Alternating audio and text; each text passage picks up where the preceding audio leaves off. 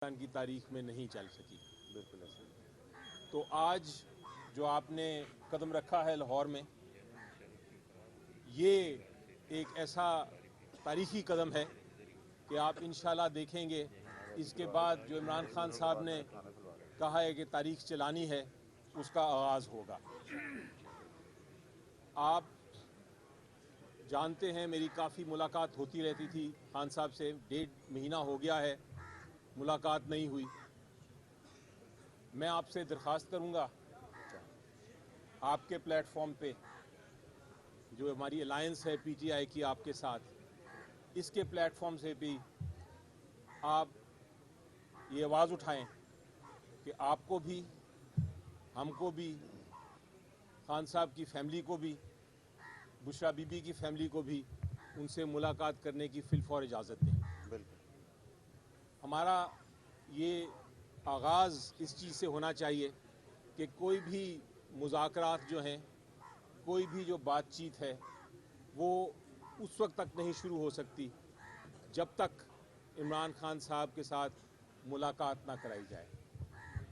ہم امید رکھتے ہیں کہ آپ یہ ہماری جو دل کی آواز ہے، ہر لاہور کے شہری کی، ہر پاکستان کے شہری کی جو دل کی آواز ہے، اس کو لے کے آگے بڑھیں گے.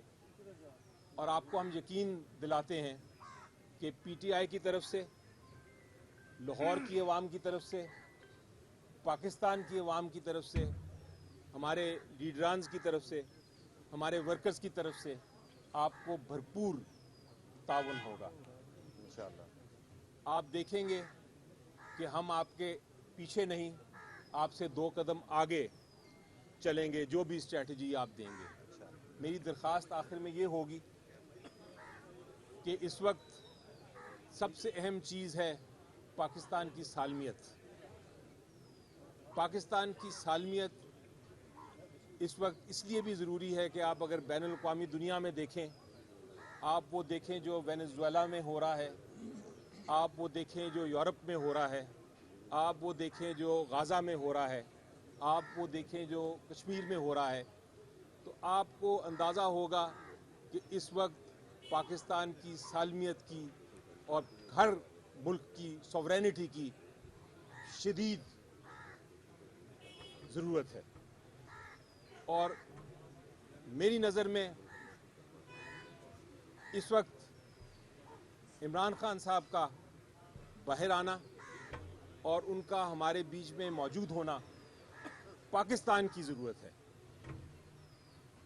کوئی بھی ایسا قدم نہیں اٹھا سکتی یہ حکومت یا جن کے پاس طاقت ہے جو کہ پاکستان کی بقا، پاکستان کی مستقبل، پاکستان کی سوورینٹی کے خلاف ہو. تو میری درخواست ہوگی کہ یہ جو انٹرنیشنل دنیا میں تبدیلیاں آ رہی ہیں، اس کو بھی آپ مد نظر رکھیں جب اپنی اسٹریٹجی ہمیں دیں. آخر میں یہ کہوں گا پھر سے کہ آپ کا بہت شکریہ کہ آپ آئے. آپ کو جو مصیبتیں جھیلنی پڑی ادھر تک پہنچنے میں یہ کہنا چاہوں گا کہ یہ ہم لوگ جس طرح ابھی leader of the opposition Punjab assembly نے بتایا، معین صاحب نے، ہمیں یہ ہر روز درپیش ہے اس طرح کی مشکلات.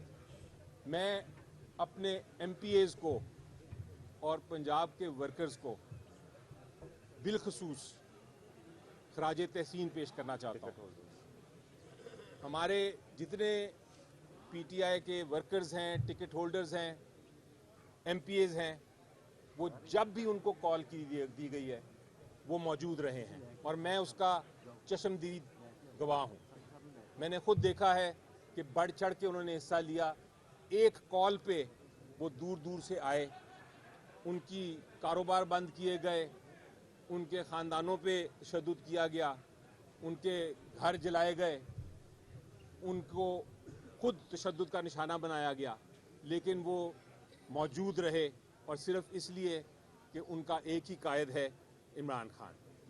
تو میں ان کو بھی خراج تحسین پیش کرتا ہوں اور अब मैं इंतज़ार करूंगा कि इंशाल्लाह आज आप यहाँ स्ट्रेटजी देंगे हमें और हम आपको आप देखेंगे जैसा मैंने कहा कि हम पंजाब की कौम पाकिस्तान की कौम आपके साथ खड़ी रहेगी। Thank you. बहुत शुक्रिया sir, thank you very much sir, thank you very much.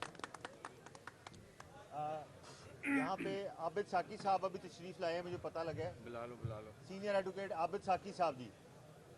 Usman भाई देखिएगा जरा, आबिद साकी साहब बुलाएं थैंक यू। इससे पहले किसी और से बात करवा लो, पीछे होगा सर, वो खड़े।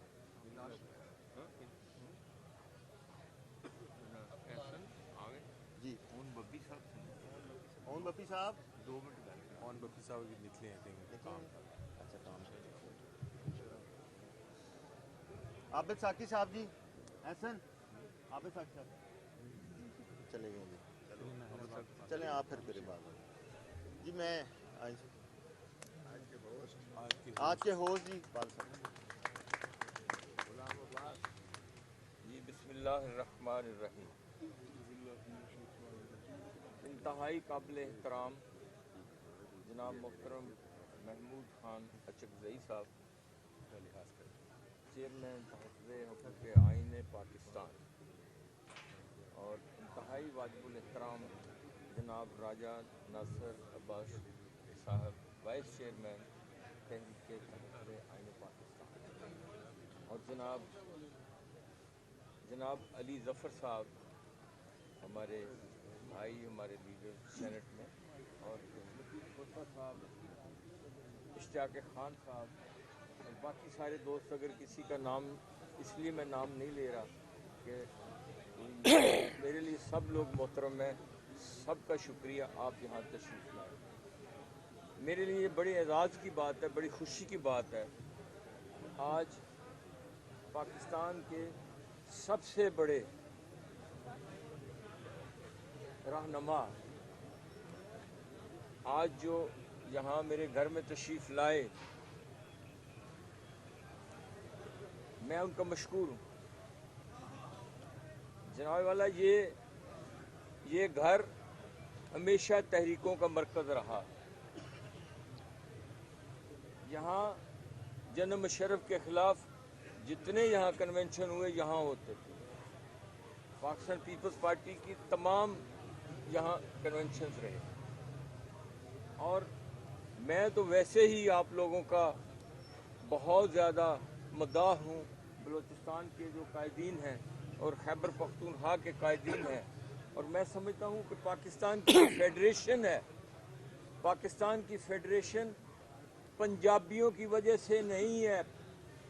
माजरत के साथ लीडरशिप की मैं बात, पाकिस्तान की फेडरेशन हमारे दूसरे सूबों की कायदीन की वजह से आज मजबूत है, क्योंकि जितने जुल्म और ज़्यादतियाँ यहाँ बलूचिस्तान में होती रही। हमने 68 मूवमेंट में, मैं अयूब खान के ख़िलाफ़ तहरीक से, उस वक्त मैं कॉलेज का सेक्रेटरी था, तो हमने 68 मूवमेंट शुरू की। उसमें हम जेलों में गए, और 68 मूवमेंट से लेकर आज तक हम भुट्टो साहब को इक़्तिदार में लाए। मगर जब शहीद जुल्फ़िकार अली भुट्टो ने मिलिट्री एक्शन किया बलूचिस्तान में, तो मैं पंजाब यूनिवर्सिटी अलायंस का चेयरमैन था, तो हमने उसके खिलाफ एहतजाज किया और बलोचों के साथ हमने यकजहती की, और मैं भुट्टो साहब की जेल में चला गया। हमारा इख्तिलाफ वहाँ शुरू हो गया। तो इसी तरह से फिर ये सिलसिला मगर जब जुल्फ़िकार अली भुट्टो जेल में थे और ज़ियाउल-हक़ की अमरीत आई, तो हम फिर भुट्टो साहब के साथ पाकिस्तान के आइन के तहफ़्फ़ुज़ के लिए, जमहूरियत के लिए, रूल ऑफ लॉ के लिए, इंडिपेंडेंस ऑफ जुडिशरी के लिए फिर हम ज़िया अमरीत के खिलाफ हमने जंग लड़ी। और मैं ज़िया अमरीत में शाही किले में रहा, कोड़े लगे, और मैं 10 महीने किले में रहा। मेरे खिलाफ बगावत केसेस, मर्डर केसेस, दुनिया के हर मुकदमे बने, मगर मैं 5.5 साल जेल में बैठा, मगर हमने अमरीत के साथ समझौता नहीं किया। उसके बाद जब ये इंतखाबात शुरू हुए, तो सबसे बड़ा अमर ज़ियाउल-हक़ का असली औलाद मियाँ नवाज शरीफ, वो यहाँ वज़ीर आला था। तो जनाब जब शहीद मोहतरमा बेनज़ीर भुट्टो ने सेंट्रल एग्जीक्यूटिव कमेटी में ये मसला उठाया कि नवाज शरीफ चीफ मिनिस्टर है, उसके खिलाफ कौन लड़ेगा, جب ساری قیادت خاموش ہوئی تو میں نے کہا بی بی نواز شریف جہاں بھی لڑے گا میں اس کے خلاف الیکشن لڑوں گا. پھر 88 میں میں نے اس کے خلاف کنٹیسٹ کیا اور ہم نے اس طریقے سے اس کو آگے بڑھایا. ایک بڑی خاموشی میں، ایک بڑے سکتے میں، ایک بڑے سکوت میں آپ نے جو تحفظ آئین پاکستان کی بنیاد رکھی ہے، یہ بنیاد آپ نے جمہوریت کی بنیاد رکھی ہے، یہ آپ نے پاکستان کی بنیادوں کو مضبوط کرنے کی کوشش کی ہے. وہ کام جو پی ٹی آئی کے لوگوں کو کرنے کی اجازت نہیں تھی وہ ہم آپ کے ایک بڑے قدور شخصیت کے پیچھے کھڑے ہو کے آج ہر آدمی جمہوریت کی بات اس تحفظ سے کر رہا ہے کہ آپ کا نام اتنا بڑا ہے، آپ کا قد اتنا بڑا ہے، آپ کی حیثیت اتنی بڑی ہے، آپ کی شخصیت اتنی بڑی ہے کہ آپ تک جبر کو پہنچنے میں بہت دیر لگے گی، نہیں پہنچ سکتا. پر آپ یہاں تشریف لائے ہیں اور مجھے یقین ہے، مجھے مکمل یقین ہے آپ کی ماضی کی جدوجہد، آپ کے آبا اجداد کی جدوجہد، آپ کی ایک لمبی تاریخ ہے، اس میں نہیں جاتا. مگر یہ ہے کہ ہم ہمیشہ یہ آج ہم نے خصوصی طور پر تحفظ حقوق آئین پاکستان کے جو راہبر رہنما ہیں جنہوں نے بنیاد رکھی ہے، آج ان کو خراج عقیدت، خراج تحسین پیش کرنے کے لیے میں نے آج ان کو گزارش کی ہے، ریکویسٹ کی ہے. میں ان کو مشکور ہوں کہ انہوں نے ہمیں عزت بخشی، وہ یہاں تشریف لائے. اور میں یقین دلاتا ہوں کہ انشاءاللہ تعالی پنجاب کے عوام، پنجاب کے لوگ آپ کے منتظر تھے، منتظر ہیں. تمام لوگ آپ کا یہ ایک موومنٹس میں ایک آئس بریک کرنے کی ضرورت ہے. ہم نے 68 موومنٹ دیکھی، ابھی ہم بات کریں کہ ایک پن ڈراپ سائلنس کو بول ہی نہیں رہا تھا. یہاں پہ یکدم ایک لڑکے کا قتل ہوا وہاں پولی ٹیکنک میں، نسیم نام تھا اس کا، مجھے آج تک یاد ہے. قتل ہوا، لوگوں نے جلوس نکالا، بھٹو صاحب جلوس میں شریک ہو گئے. اور وہ ایوب خان جس کا توتی بول رہا تھا تو سوچ بھی نہیں سکتا تھا، وہاں سے تحریک شروع ہو. تو اب پاکستان کے حالات، پاکستان میں غربت، پاکستان میں بے روزگاری، پاکستان میں جبر، پاکستان میں ظلم کی انتہا ہے، اپنی پیک پہ، اپنی آخر پہ پہنچ چکا ہے کہ آدھی سے زیادہ آبادی بلو پاورٹی چلی گئی. اور میں آپ سے اور ایک گزارش کروں گا کہ پاکستان کے اندر جو غریب آدمی سے تعلیم کا حق چھینا جا رہا ہے، ہمیں اپنی تحریک کے اندر عوام کے مسائل کو لے کے چلنا ہوگا. جب تک ہم لوگوں کے ایشوز کو لے کے نہیں چلیں گے کوئی تحریک نہیں چل سکتی. مجھے یقین ہے، اس بات کا پتہ ہے مجھے. ہم نے 68 موومنٹ میں دیکھا کہ میں نے خود ایئر مارشل اصغر خان کے جلسے کروائے، بھٹو صاحب کے جلسے کرائے ہم نے 68 میں.